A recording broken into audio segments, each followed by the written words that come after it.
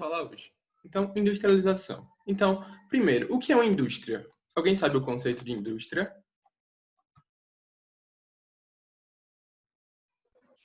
Seria um local específico para uma grande produção de algum material e isso Então, envolveria tecnologia.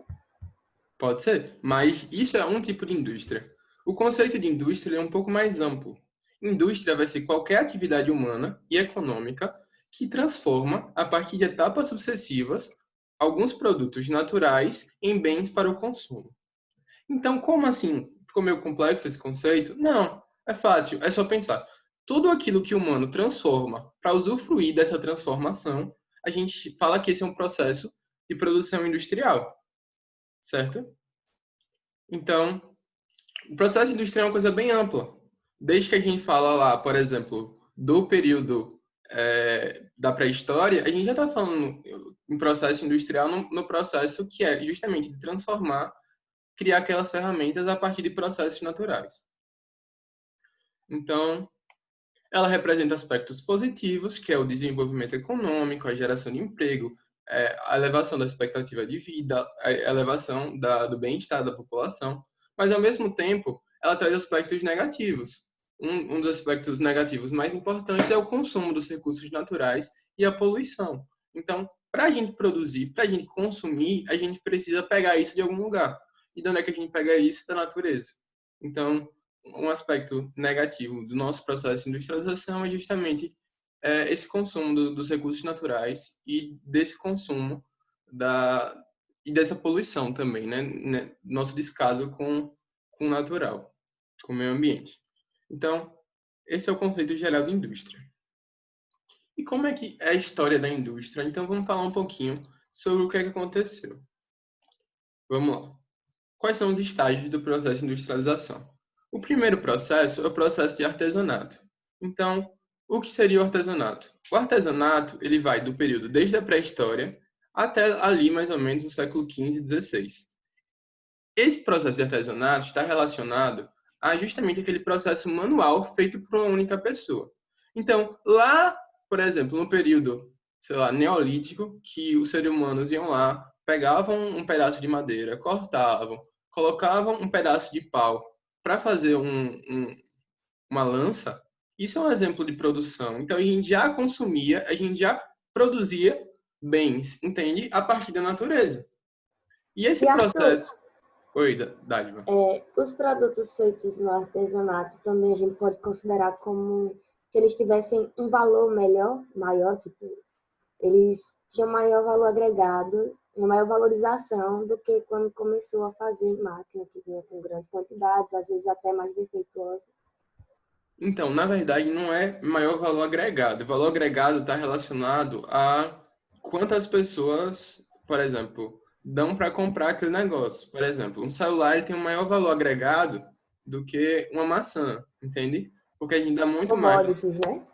Isso, mas o que você pode falar é o seguinte: como o artesanato é aquele processo feito à mão, normalmente ele é feito com um processo de qualidade maior hoje em dia. Então, por exemplo, se for comprar um produto artesanal, normalmente esse produto é mais caro, normalmente, justamente por conta daquilo que levou para se produzir aquele determinado bem. Entende, Dáliba, o que eu quis falar? Entendi. Pronto. Então, esse estado de artesanato está presente até hoje, certo? Mas ele começou lá atrás. Qual é a característica dele? A característica dele é a mesma pessoa, ela executa sozinha todas as fases de produção. Então, guardem esse exemplo. Eu vou construir uma cadeira. Então, eu vou lá na natureza, corto a madeira, certo? Aí vou lá, corto essa madeira em formato dos pés da cadeira, corto essa cadeira no formato do banco, do encosto, vou lá, faço a montagem, isso tudo por minha conta. Então, não há uma divisão social do trabalho. E nem a gente vai empregar máquinas ou tecnologias, certo? Então, esse é o processo artesanal de produção, tranquilo? Só que o que aconteceu? Com o passar dos tempos, lá para o século XV, XVI, as pessoas começaram a perceber que seria mais fácil a gente dividir essas tarefas para poder produzir de uma maneira mais rápida. Então, aí a gente chega na fase da manufatura. Então, manufatura continua sendo a mão, é manufatura, certo? Só que qual é a questão da manufatura? Há uma divisão do trabalho, certo? Então, a gente já começa com alguns usos de máquinas, só que máquinas muito simples e mecânicas, ou seja, usando a força da mão para poder conduzir essas máquinas. Então, eu ia lá e rodava lá um braço mecânico para esse braço mecânico mover aquela máquina. Então, a força de trabalho ainda era a manual, ainda era a mão.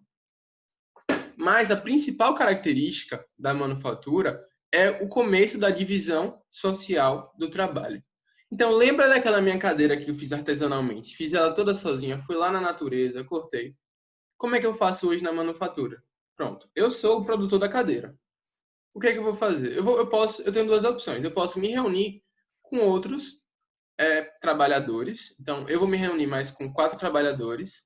Vou lá, compro a madeira de um trabalhador que já quis me vender essa madeira. Vou e faço uma divisão com meus trabalhadores. Então, um corta, o outro vai montando as peças, enquanto o outro vai montando. Então, um corta, outro fabrica as peças, outro vai montando, e a gente divide o trabalho para fazer de maneira muito mais rápida. Então, na manufatura, eu começo a fazer os bens justamente para vender. Então, eu aumento o meu comércio. Esse período é aquele período lá da Baixa Idade Média, indo para a Idade Moderna, onde a gente tem um renascimento comercial. Vocês lembram desse termo quando estudaram Idade Média, renascimento comercial? Foi justamente nesse período que a gente começa com as nossas manufaturas. Então, eu quero que vocês me respondam uma coisa. Na manufatura, qual é a grande diferença da manufatura, certo, para o processo artesanal? A divisão social do trabalho. A divisão social do trabalho, certinho. Então, é isso basicamente que...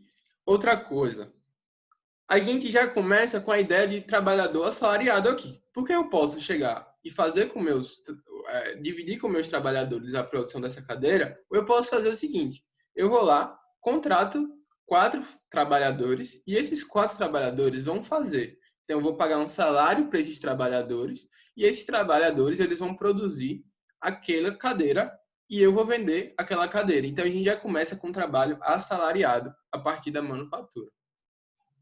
Ah, mas o trabalho assalariado não existia antes da manufatura? Existia, já existiu antes, certo? Mas aqui a gente começa... Lembre que aqui a gente está falando de renascimento comercial. A gente está saindo lá da Idade Média, que a gente fazia um processo de servidão, certo? Um modo de produção feudal, e a gente fazer a transição feudal-capitalista. Então, a gente já começa com essa questão do trabalho assalariado. O último processo, o estádio atual, seria o processo de maquinofatura. Então, a partir do século XVIII, com a Revolução Industrial, que ela começou lá na Inglaterra, o país pioneiro da Revolução Industrial foi a Inglaterra, a gente começa a introduzir máquinas nesse nosso processo de produção. E essas máquinas agora, elas não necessitavam mais da nossa força. Então, elas não eram mais movidas pela energia humana. Elas começaram a ser movidas primeiro por vapor, depois por energia elétrica. Então a gente já começa com máquinas a vapor, a gente já começa a utilizar o carvão mineral, depois vai vir o petróleo, depois vai vir as outras energias. E aí a gente compreende como se deu esse processo de maquinofatura. Então, agora, a gente já começa a utilizar fontes de energia moderna, máquinas modernas. A nossa produção agora é em alta escala. Então, a gente conseguiu ter um ganho de produtividade fantástico, gigantesco, com a introdução da maquinofatura. O processo de trabalho ele ficou muito mais especializado. Como assim especializado? Quer dizer que o trabalhador ele estuda mais? Não. Especializado nesse sentido que a gente está usando, o trabalhador ele só ficará responsável por fazer determinada atividade. Ele já não faz parte de toda a cadeia produtiva, como ele fazia no artesanato. Então, hoje a gente já tem até locais que não utilizam mais tanta mão de obra humana, né? Utiliza muito, principalmente, a mão de obra de robô. Então, quando a gente está falando da introdução da maquinofatura, da revolução industrial, a gente tem que olhar sempre os pontos positivos e os pontos negativos. Pontos positivos. A gente nunca produziu tanto. Com a Revolução Industrial, ela possibilitou um aumento exponencial da nossa produção. E, consequentemente, a gente conseguiu aumentar a expectativa de vida no mundo de maneira gigantesca. É tanto que, se você pegar a expectativa de vida muitos anos atrás, por exemplo, na década de 60, pegar hoje, a gente consegue ver uma diferença gritante. Mas, ao mesmo tempo, com a introdução das máquinas, desse processo industrial, a gente tem algumas questões, como desemprego estrutural, que é quando a gente está perdendo o emprego para as máquinas. Aí a gente tem as questões das diferenças salariais, que ganha o trabalhador e o patrão. Então, do mesmo jeito que a gente tem aspectos positivos, a gente tem que entender também os aspectos negativos. Arthur, e essa questão do desemprego não é só tratada naquele filmezinho do Charlie Chaplin, na Fantástica Fábrica de Chocolate. Eu me lembrei agora que mostrava, quando o protagonista era pequeno, que o pai dele foi demitido. E aí mostrava a questão da máquina fazendo o trabalho dele. Entendeu? Mostrar a É cultura que ele verdade. passou. Eu acho esse filme muito bom. A Fantástica Fábrica de Chocolate. Aí depois, até no final, ele começa a consertar as máquinas, né, que tomaram o emprego dele, entre aspas. Então, Sim. aborda justamente esse aspecto. Então, a gente já falou da manufatura, da maquinofatura, mas a gente tem que entender quem é que introduziu esse processo de maquinofatura. Como se deu essa transição? Aí a gente chega nas revoluções industriais. Vocês entendem qual é o termo de revolução? O que é que significa revolução? A palavra, a etiologia da palavra revolução. Eu não. Quer Eu nunca dizer, parei para pensar. então, alguém falou, Camila? Seria como se fosse uma mudança. Isso, então é uma mudança. Então, a revolução está relacionado a uma mudança de estrutura. Então, é uma mudança muito significativa. Qualquer mudança não é uma revolução. Uma revolução sempre é uma mudança tão forte que ela afeta a estrutura da sociedade. Por exemplo, no Brasil a gente teve Revolução Brasileira, por exemplo. Não, a gente teve golpes, certo? Então a gente teve o golpe, por exemplo, da República no Império. Foi um golpe, não foi uma revolução. Só que, por exemplo, na França a gente teve a Revolução Francesa, na Inglaterra a gente teve a Revolução Gloriosa, mas qual é a diferença dessas revoluções para, por exemplo, a República no Brasil? Porque ela não mudou a estrutura de poder tão significativamente, certo? Então, revolução está relacionado a uma mudança estrutural muito grande. Então, a revolução industrial, ela significa isso. Ela muda totalmente nosso jeito de produzir. Por isso o termo revolução. A primeira revolução industrial, ela começou em 1750, lá na Inglaterra. Ela vai mais ou menos de 1750 a 1850 ou a 1870. Então, é o início da máquina a vapor, da indústria têxtil, das ferrovias. E a gente tem que entender por que a Inglaterra ela foi a pioneira. Então, ela foi a pioneira por algumas razões. A primeira é que a Inglaterra era um país rico. Por quê? Porque era um país que já estava muito atrelado ao comércio marítimo. Então, lembram do comércio marítimo lá de Portugal, da Espanha, da França? Então, a Inglaterra sempre foi muito forte nesse comércio marítimo, então ela conseguiu acumular muita riqueza, que possibilitou o capital para a gente construir todo esse processo. Além disso, a gente teve uma política chamada política de cercamento. Eu acho que vocês já viram isso em história, eu estou só voltando, não sei se vocês já viram a Revolução Industrial, mas a política de cercamento foi quando existiam as terras comuns na Inglaterra, e eles acabavam demarcando as terras comuns, e isso acabou fazendo com que tivesse um êxodo rural muito forte. Então, as pessoas deixaram as terras que eram públicas, né, e virou, no caso, uma terra de dono. Essas pessoas, então, tiveram que sair do campo e foram em direção à cidade, trazendo a mão de obra para esse processo de revolução industrial. E o outro motivo é também o poder da burguesia que tinha dentro da Inglaterra. Lembrem que no século XVII a gente teve a Revolução Gloriosa, a gente teve a Revolução Puritana, que mudaram a base de poder na Inglaterra, tirando um pouco da aristocracia e iniciando um poder maior para a burguesia. Então, a burguesia forte dentro da Inglaterra possibilitou também essa primeira Revolução Industrial. Aí a gente chega na segunda Revolução Industrial. Segunda Revolução Industrial começa lá em 1850 ou 1870, e ela começa com a industrialização de vários países, como países europeus, como a Alemanha, como o começo da Itália, a França, outros países também, como Estados Unidos e Japão. Então, ela se fundamentou na eletricidade para mover máquinas, e na introdução do petróleo como fonte de energia. Então, a gente deixa um pouco o carvão de lado e a gente começa a pegar energia a partir de hidrelétricas, de termoelétricas e da queima do petróleo. Então, a gente muda um pouco a nossa matriz energética. O maior símbolo desse período foi a indústria automobilística. Então, se você pegar lá na Alemanha, surgiu, dentro dessa época, a Volkswagen. Se você pegar na Itália, surgiu a Fiat, certo? Nos Estados Unidos, a Ford. Então, várias várias indústrias automobilísticas acabaram surgindo nesse período.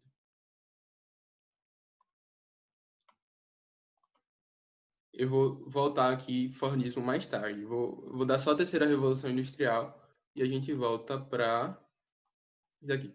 E teve a terceira Revolução Industrial. A Revolução Industrial foi a revolução da eletrônica. Foi a Revolução Industrial, a terceira Revolução Industrial é a da internet, é a da informática, da robótica, da inteligência artificial. É aquela terceira Revolução Industrial, aquela que a gente se encontra atualmente. Então, o mundo ele mudou muito. A gente introduziu muitas novas tecnologias, como o celular, a internet, dentre outras. E a biotecnologia, por exemplo, a gente acabou mapeando o genoma humano. A gente começou com tecnologias como os transgênicos, como seleção de sementes. Então, a gente mudou muito com essa terceira Revolução Industrial. Voltando um pouco para a segunda Revolução Industrial, lá depois do século XIX, século XX, a gente tinha um modo de produção que ele era típico desse período. É aquele modo que vocês veem nos filmes. Quando vocês pensam em Revolução Industrial, vocês pensam principalmente em quê? Me falem.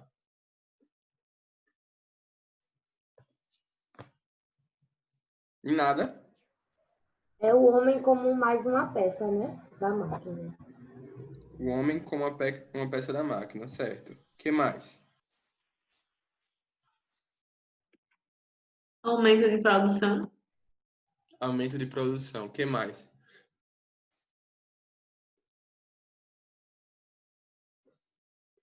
Acho que uma divisão maior nas fases, né, do trabalho. Isso. Tipo assim, uma divisão maior, cada pessoa fica com uma parte específica e tal. Isso. Então, quando eu penso em Revolução Industrial, pelo menos na minha cabeça vem um filme de Charlie Chaplin, aquelas esteiras passando e o trabalhador lá apertando parafuso.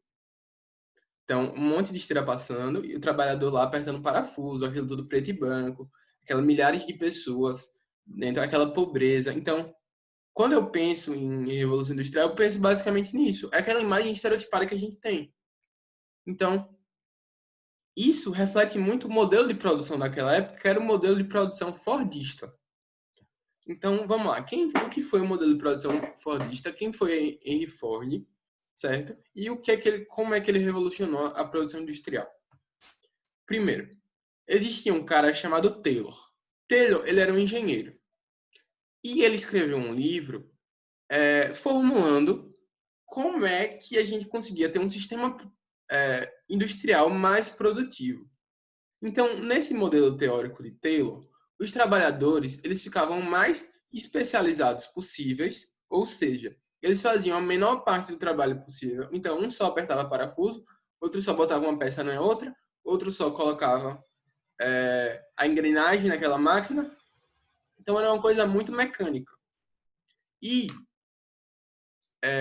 teria lá um tempo marcando para esses trabalhadores fazerem aquilo. Teria os supervisores que ficavam vendo se aqueles trabalhadores estavam realmente trabalhando.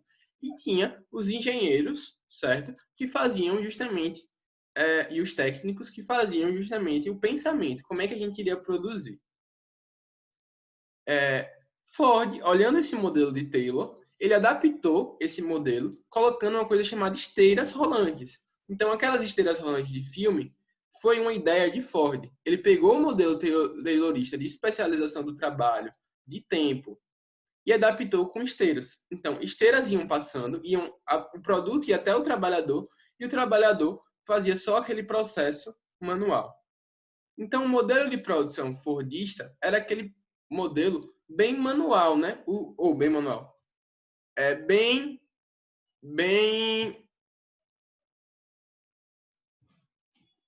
Calma, rapidinho. Foi mal. É que eu escutei o grito de meu pai aqui. Então, vamos lá. Era aquele modelo de produção bem automatizado. A pessoa só fazia apertar parafuso, só fazia a montagem e acabava. Quais eram as características principais desse modelo? Então, primeiro, especialização do trabalhador. Segundo, produção a partir de um tempo determinado. Então, tinha que ser um trabalho rápido. Terceira característica, produção em massa. Então, a gente produzia diversas peças, a gente produzia diversos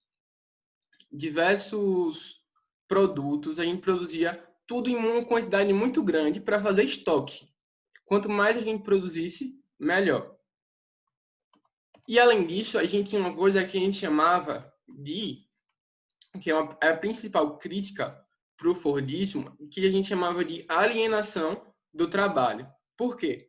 Porque o trabalhador ele não tinha acesso a toda a etapa daquela produção. Ele só era mais uma peça, uma engrenagem naquela máquina orgânica que era a indústria. Então, a gente tinha o trabalhador, como fazia essas tarefas muito repetitivas, acabava enfadando demais e acabava também tirando a nossa principal característica da espécie humana, que é justamente a racionalidade. É o pensar como vai trabalhar. Não, eles só faziam trabalhos totalmente manuais, o que acabava, e automatizados ao mesmo tempo, o que acabava justamente trazendo esse processo de alienação. Tanto que Charlie Chaplin ele saía com um tiltzinho na cabeça, né? Ainda com o mesmo No filme. movimento. Isso. Ele saía assim, Isso me apertando parafuso, lembrou, né? isso Se me a gente lembrou a tivesse o tempo, eu questão do botava. índio. Isso. Quando os portugueses chegaram aqui, eles colocaram os índios para fazer algo que eles não estavam acostumados a fazer, que era essa agricultura forçada, além do que eles iriam usar para sobreviver. Então, eu meio que comparei agora, lembrei disso. Certinho. Então, vamos lá. Então, o Fordismo ele é característico da segunda Revolução Industrial. Agora, aqui, a crítica aqui, Charlie Chaplin, tá vendo? Tempos Modernos é o filme. Quem quiser botar no YouTube. Tempos Modernos, assiste o trechinho. É bem legal para a gente entender todas essas questões da segunda Revolução Industrial.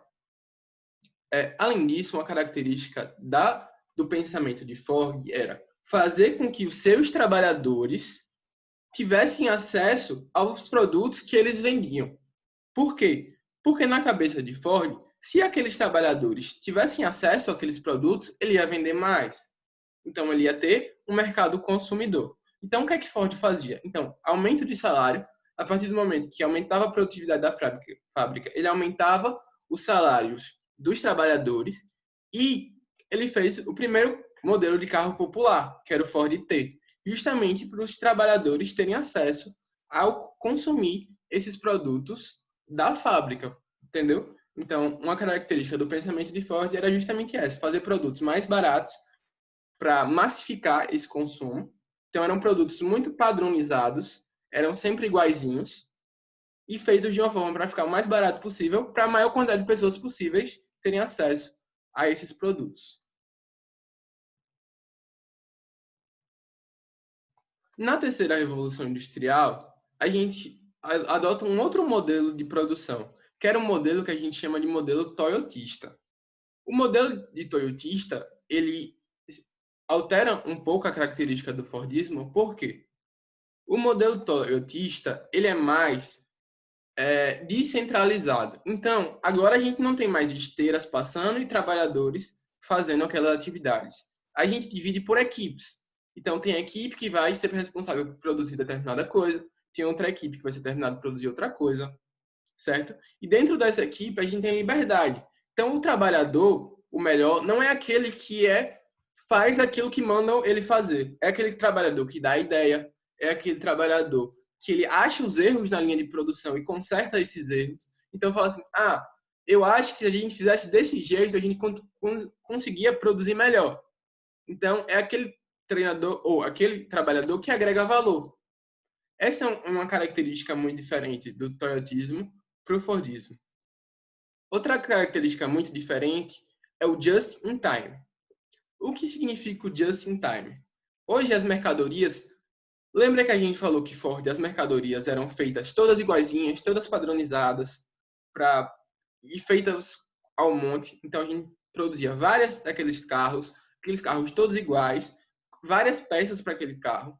O just in time não, vamos produzir aquilo que é pedido. Então, a partir dos pedidos, então, por exemplo, se hoje ou se esse mês a gente tivesse 1 milhão de carros para produzir, a gente produzia esses 1 milhão de carros. Então, isso só foi possível com o desenvolvimento dos meios de comunicação e os meios de transporte.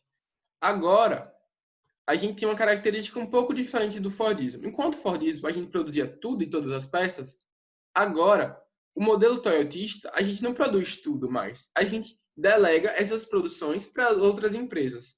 Então, hoje, eu vou comprar uma peça, um carburador de uma indústria X, eu vou comprar outra peça da indústria Y, outra peça da indústria Z, e vou focar muito mais na montagem desse carro do que justamente em fabricar todas as peças. Então, é uma característica que difere um pouco do Fordismo. Então, a gente tem uma maior descentralização e ela estimula maior a polivalência, ou seja, a capacidade de fazer diversas atividades. Então, as mercadorias eram feitas a gosto do cliente. Então, se eu quisesse um carro, sei lá, eu quero um carro rosa-choque para mim, eu quero um Toyota rosa-choque. Então, eles iam lá e produziam um Toyota rosa-choque. Eu quero um Toyota verde-cana. Eles iam lá e produziam um Toyota verde-cana. Não era aquele carro igualzinho como era o Ford T. Então, isso já está relacionado à terceira revolução industrial. Por quê? Porque somente com a evolução dos meios de comunicação, evolução dos meios de transporte, foi possível a gente mudar nosso modo de produção. Modelo de produção, na verdade. O modo de produção é capitalista. O modelo de produção é o toyotista. A gente tem um outro modelo também chamado Volvismo. Para quem não conhece, Volvo é uma marca de carro. É uma marca muito cara, né? É daqueles carros bem de luxo. E ela é produzida de uma outra forma. Então, nas fábricas da Volvo, existe um grau de informatização, de automação muito grande. Então, muitos robôs, muitas máquinas, A mão de obra é extremamente qualificada. Então, eles utilizam menos mão de obra, mas com mão de obra muito qualificada. Ou seja, muitos técnicos, muitos engenheiros, Então, esses trabalhadores, eles têm condições físicas melhores do que os trabalhadores das fábricas que adotam o modelo toyotista ou o modelo fordista, certo? Mas eles também são mais qualificados. A gente tem uma forte presença dos sindicatos trabalhistas dentro da fábrica da Volvo. Outra característica é o experimentalismo e a interatividade com os trabalhadores. Então, uma característica que já era do toyotismo, que era o trabalhador participar da produção, ou seja, dar sugestão, corrigir os erros, isso a gente aumenta ainda mais no Volvismo. Então, uma maior participação do trabalhador dentro das ideias, dentro da administração da empresa. Então, a gente falou de 3 tipos de modelos, que foi o modelo Fordista, Toyotista e Volvista. Tranquila a diferença entre esses 3? Tá? Ficou claro aqui? Ficou... Achei tranquilo. Pronto. Então, Além disso, a gente tem a biotecnologia, como eu falei, tem a robótica, tem as linhas de pesquisa. Então, nessa terceira revolução industrial, a gente acaba evoluindo muito. E a gente vai evoluir muito mais. Daqui no futuro, eu acho que 10 anos, 5 anos, a gente vai ver muito mais inteligência artificial. A gente vai ver muito mais tecnologias auxiliando nos processos do que a gente vê hoje. E é isso que a gente fala do nosso desemprego estrutural, que é justamente o desemprego estrutural é o desemprego da substituição do humano para as máquinas. Desemprego conjuntural é o desemprego das crises econômicas. Então, tem uma diferença entre desemprego estrutural e conjuntural. Aqui, desemprego estrutural, tá vendo? As máquinas fazendo um processo hoje. Pronto, deixa eu só... Além disso, a gente tem uma concentração industrial hoje muito forte ainda, principalmente nos países desenvolvidos. E esses países desenvolvidos, eles normalmente têm uma tecnologia... Eles produzem produtos industrializados de maior valor agregado, ou seja, de maior tecnologia, celulares, carros, vacinas, biotecnologia. Então, isso é mais presente nesses países desenvolvidos. E, normalmente, os países mais subdesenvolvidos ou emergentes, que começaram um forte processo industrial, normalmente eles produzem produtos de valor menor agregado. Então, Índia, China, Brasil, certo? África do Sul, Índia, entre outros. Uma característica também da terceira revolução industrial é a presença das multinacionais. A gente já falou um pouco daqui quando a gente falou sobre as empresas que eram característica da globalização. Então, ter linhas produtivas em diferentes países. Então, enquanto a empresa tem uma linha de produção na Índia para produzir determinada peça, outra peça vem da Alemanha, outra peça vem da Tailândia, outra peça vem do Brasil. Justamente também por conta das condições de trabalho, normalmente eles têm as sedes das indústrias deles nos países desenvolvidos e algumas outras montadoras, outras indústrias mais pesadas dentro dos países mais subdesenvolvidos. Então, a gente tem várias multinacionais como Sony, LG, Samsung, Cherry, Adidas, entre outras.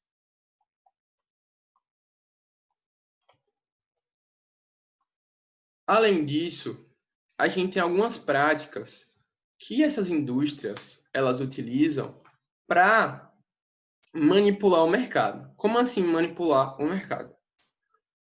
Por um processo natural, quando as indústrias elas competem para produzir melhor, elas acabam elevando a qualidade do produto e diminuindo o preço desse produto, certo? Então, normalmente a gente tem uma competição. Porém, as grandes empresas, principalmente as multinacionais, que elas acabam sendo protegidas, elas criam algumas estruturas para conseguir concentrar esse mercado. Então, concentrando esse mercado, elas ganham muito poder e acabam derrubando os concorrentes. Quais são essas práticas que elas acabam prejudicando justamente essa competição entre as empresas? Uma prática muito comum é o cartel. O que é o cartel? O cartel, a gente lembra o seguinte: quando a gente chega num bairro, a gente vai comprar pão, certo? Todas as padarias desse bairro cobram 50 centavos no pão. Então, é um cartel. Então, todos os donos de padaria se reuniram e falaram lá: olha, nós vamos cobrar esse valor para o pão. Então, todo mundo vai lá e cobra esse mesmo valor para o pão. Para quê? Para eu não poder botar o pão mais barato, para eu não ganhar a concorrência. Então, isso é um cartel. Então, vamos lá. A gente tem as empresas telefônicas. A gente tem 3 empresas telefônicas somente, 4 empresas telefônicas somente no Brasil. TIM, Claro, Vivo e Oi. Elas chegam lá, rapaz, vamos fazer o seguinte, nossos planos, elas vão ter esse preço mínimo e esse preço máximo. Então, a gente só pode andar por aqui. Para quê? Justamente essas negociações, esses donos de empresa, é para coibir a concorrência. e a gente dá prática para esse nome de cartel. Então, eles tentam monopolizar o mercado. Um exemplo de cartel muito famoso é a OPEP, que é a Organização dos Países Produtores de Petróleo. Nessa organização, eles acabam tabelando a sua produção de petróleo, eles dizem quanto cada país precisa produzir, para justamente elevar o preço do barril de petróleo. Outro exemplo é o trust. O que seria o trust?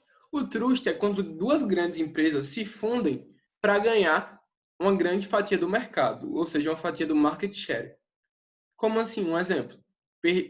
Sadia e Perdigão. Eram duas empresas que eram concorrentes no ramo alimentício e acabaram se unindo como BR Food justamente para ganhar esse mercado. Então, elas acabam se fundindo justamente para dividir os lucros e evitar a concorrência entre duas grandes indústrias. A terceira forma seria o holding. O holding é quando uma empresa ela compra ação de diversas outras empresas para ter uma participação. Então, por exemplo, o Grupo Silvio Santos. O Grupo Silvio Santos ele tem participação em banco, tem participação nos produtos Jequiti, que é aquela que você está assistindo lá o programa da SBT aparece lá, sabe? Mensagem subliminar, que é a imagem da Jequiti. Tem Telecena, Banco Pan-Americano. Então, vários tipos de produtos que o grupo SBT tem. Então, a gente tem algumas holdings famosas. Então, a gente já falou do Trust, já falou do holding, já falou do cartel, e tem a joint venture. A joint venture é quando há uma união entre países do mesmo segmento, ou entre empresas do mesmo segmento, mas que são de países diferentes. Então, por exemplo, uma joint venture que a gente iria ter, só que ela acabou dando para trás, seria a Boeing e Embraer. Embraer é uma empresa brasileira que produz aviões, Boeing é uma empresa americana de produção de aviões, e elas iam se juntar em uma joint venture para combater a principal empresa de aviação do mundo, que é a Airbus, que é uma empresa europeia. Então, elas continuariam sendo Embraer, continuariam sendo Boeing, elas não se juntam numa empresa só, elas continuam tendo as suas individualidades, mas elas acabam fazendo uma parceria e comprando uma determinada quantidade de ações de uma da outra, formando esse processo de joint venture. Tranquilo? Ficou confuso para vocês? Não, Quando a Motorola se juntou com a Lenovo, seria qual? A Motorola se juntou com a Lenovo? Depende. Se essa foi uma junção que as empresas acabaram virando uma empresa só, seria um trust. Se essas empresas elas continuaram sendo Motorola, continuaram sendo Lenovo, certo? Só que com a colaboração, com a parte da empresa em cada, aí seria uma joint venture. Certinho? Entendi. Pronto. Então, é basicamente isso que eu ia dar hoje. A gente acaba a aula aqui. Qualquer dúvida, podem me mandar. Desculpa qualquer coisa hoje. Mas é isso. Próxima aula a gente continua a digitalização. Alguma dúvida? Acho que não. acho que Então. não. Pronto. Então, obrigado.